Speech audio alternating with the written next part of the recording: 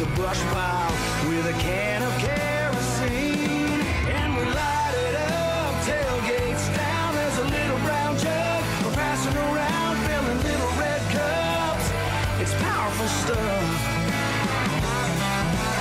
Out in the sticks, we ain't shy. Gonna set it off like the 4th of July all week long. Whenever I hear that song, it reminds me of being young, because where I grew up, we used to have things called bush parties where you just bring... Used to, yeah, we probably still do. Aaron Pritchett joining us, of course, the new CD, In the Driver's Seat, out and doing extremely well. How are you, man? Yeah, doing really well. So you still have bush parties? Always, yeah. I'm from Kitimat originally, so up in Kitimat, we'd go fishing and have bush parties.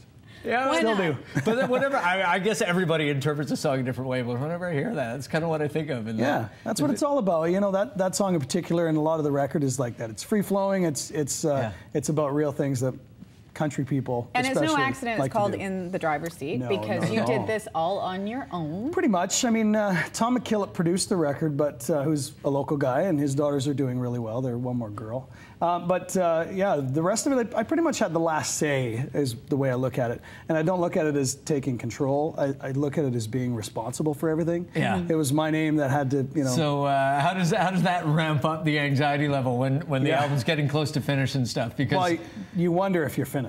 Yeah. Because you're going, well, I've got the deadline here now, and is it done? Yeah. Is it acceptable? You know, are people really going to like this? And so far, it's been Well, it came phenomenal. out in October, and it's doing really, really well. So job well done, I guess. Thank you. That's the same in any art, though, isn't it? I mean, when you look at painters and musicians, the same idea. Like, that question for me is always, how do you know? Like, how do you know when it's time to put it down? You just don't. But even listening back at the end of it, when you're done, you go, I could have done that a little bit. I should have probably changed that a little bit. That's why you're good. You gotta let it go. And you're writing an autobiography. What made you decide to do this? Well, I just kind of decided, you know, a lot of fans want to know more about you. Twitter, Facebook, all that stuff. They want to know things about you. So I thought, well, instead of just trying to meet up with all of them and tell my story, I thought a good way to do it nowadays is a book, obviously, and give them a little insight into who I am, where I'm from personally, as well as an artist. So this is the best way to do it, and you know, it's going to have some pictures for those people like me that don't like to read a lot.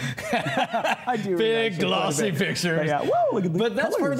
part of the attraction for you for country music, and I think for a lot of people is it's really reflective, especially in a place like Canada and BC. If you grew up in a rural environment, it's really reflective of your life, your experiences, what you do. And people need to know that. They feel the need to know more about the artists, more than ever. Yeah. You know, and back in the day when there was albums sold, you know, people would run out and grab the album, but not just to grab the album to listen to the music, but they wanted to pull out the insert and read all about it. Was and they still do a tactile. CD. The liners, man, That was the first real interaction with fans, you know, is through those liner notes and reading. So now that's what I felt I really need to do. That was the next step. What is it like for you going back and remembering all that stuff and writing it down? It's not fun, Fiona. I must admit. Bringing up a lot of stuff I never should have. No, it can be that way. You can feel that way sometimes. Yeah. I would imagine there would be the tough things to think about and write about, but there must be some fun things that you just totally forgot about. Absolutely, yeah. There's a lot of trips I've been on, touring and all across Canada and some of the states, and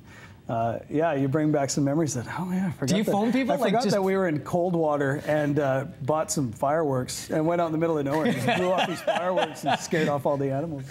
Things like that. You know, that's what you got to do. So have you been phoning people? Have you been catching up with people and sort of asking their perspective? I've got a lot of people hanging up on me, actually, and telling me that, you know, contact my lawyer. That's not how I remember that. When you say, I'm writing an autobiography and I just wanted to ask you, click. How was the writing process on this album? Because you look at the list of people, you know, Sean Verow, Brian Adams, the guys from Emerson Drive, who we had on not too long ago. That's going to be one of the great pleasures too. I mean, you know, you think of it as a shared language and, you know, something that everyone can understand. But writing's a very sort of intimate process. Yeah, it can be. I'll give you an example. Light It Up, for example, was a song that I wrote with Derek Rattan. And he and I, the process typically is 2 hours, 3 hours. You sit down, you write, have a coffee, and, you know, that's about it. But with Derek, I got there in the morning, in Nashville at his home, and I didn't leave till about 7 o'clock that night. And it took only maybe an hour and a half to write the song. The rest of the time is interacting and you know, catching up with each other, as well as telling stories and creating that song and trying to make it as vivid as possible as you can. Well, what song are you going to perform for us today? It will be Light It Up, as a matter of fact. Light It Up. Yes. Nice. There's got to be certain songs that, I mean, when you arrange sort of your concert and everything, you know, you put those punctuation points in there, you know, like that kind of, this is going to make everybody go crazy. Well, that's, you know, I designed my set that way. I try and design a full show so that we start off with something like Let's Get Rowdy, which is a real popular anthem song of mine. And then throw in there Light It Up because it's a newer song and it's another anthem type of song. Yeah. But we end it with Hold My Beer, which has been my claim to fame so far. I have rock people coming up and going, no, I've never heard of you. Oh, he sings Hold My Beer. I know that song. So yeah, it's kind of cool that way. But, well, we're going to light it up right now. We're going to take a quick break, and then Aaron's going to perform that tune for us right after this. Don't go away. Cool. Thanks, guys.